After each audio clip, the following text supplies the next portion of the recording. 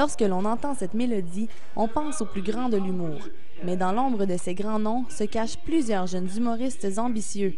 En voici 4 de la cuvée 2002 de l'École nationale de l'humour. Billy Tellier a remporté le prix de la relève Juste pour rire en 2004.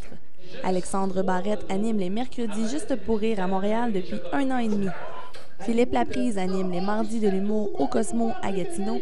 Et Patrick Bélanger, qui est aussi comédien et chanteur, a participé à quelques galas Juste pour rire. Juste si je veux, juste si ça l'applaudit fort. Là, Il tente maintenant de se tailler une place dans la cour des grands. Mais entre les bancs d'école et la sortie d'un premier one-man show, la route est longue, même très longue. Coupe de cheveux, c'est comme teinture noire, repousse blanche, toupette jaune parce qu'elle fume trop. Elle a comme une tête de pâté chinois. Lors de leur passage à l'école, les étudiants sont bien encadrés.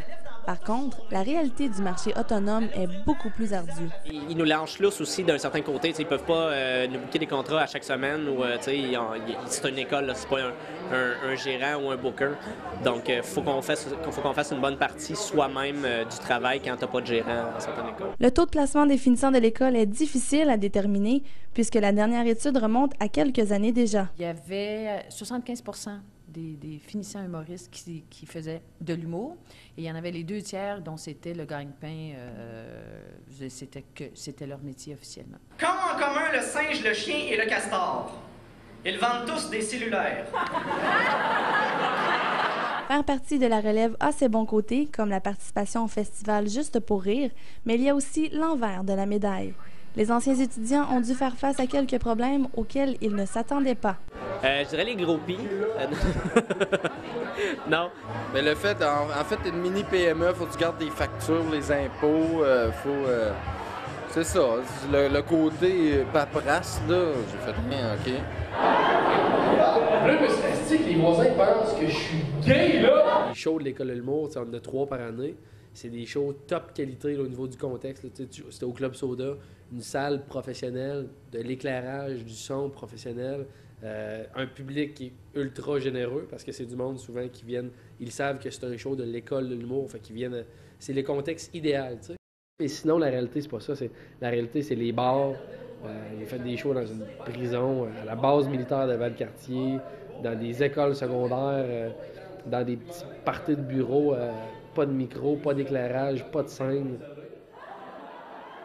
C'est peut-être ça, dans le fond, de penser que... de goûter finalement aux meilleures conditions avec les shows de l'école, puis après de passer, peut-être pas aux pires conditions, mais à des conditions vraiment pas toujours faciles. Financièrement, il est possible de gagner sa vie en humour, mais certains se gardent d'autres options, comme Philippe Laprise, qui est aussi éducateur spécialisé. Si tu veux partir en humour, c'est une bonne idée, t'es drôle, mais ça te prend un plan B.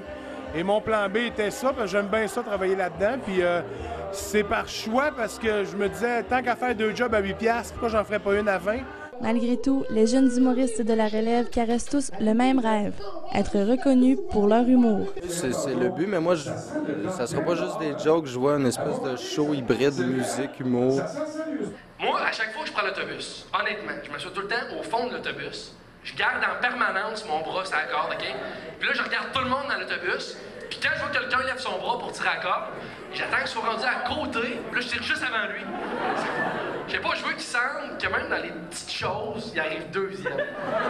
Mon rêve, c'est ça, d'avoir un one-man show qui se vend bien, que les gens achètent des billets, d'avoir des salles remplies, d'avoir beaucoup de monde qui viennent me voir. Ultimement, ça serait mon rêve.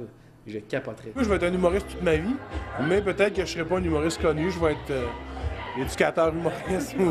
Avec une relève aussi persévérante que talentueuse, l'avenir de l'humour au Québec n'est certainement pas en danger. Il y a cependant beaucoup d'appelés et peu d'élus pour la conception d'un one-man show. Seul le temps nous dira lequel de ces 4 humoristes aura remporté son pari. Joanie Godin pour la Cité collégiale à Gatineau.